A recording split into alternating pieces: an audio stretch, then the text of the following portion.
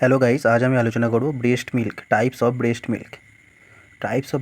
Breast milk খুব একটা গুরুত্বপূর্ণ ভূমিকা পালন করে যখন বাচ্চা জন্মগ্রহণ করে। তো এই ব্রেস্ট মিল্কের টাইপসগুলো কী কী আছে? প্রথম আছে ক্লোস্টাম।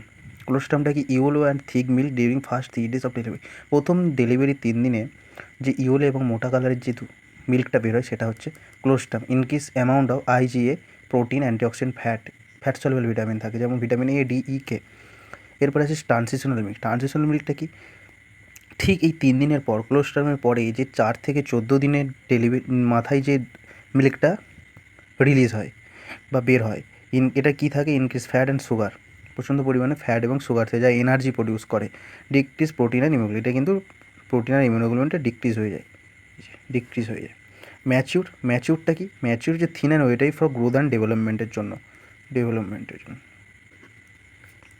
এরপরে আসি ফোর মিল্কটা কি? রেগুলার ফিডিং, যেটা high amount of protein, sugar, vitamin, minerals এবং ওয়াটার।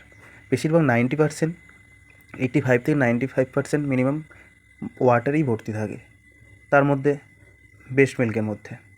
তো মিনারেল তো অবশ্যই আছে। এটা স্যাটিসফাই করে যখন বাচ্চার খুব প্রচণ্ড তৃষ্ণা পায় বা পিপাসা পায়, ঠিক আছে, তখন এই যে থ্রাস্ট বলেছে, তখন এই ফোর মিল্কটা কাজে দেয়।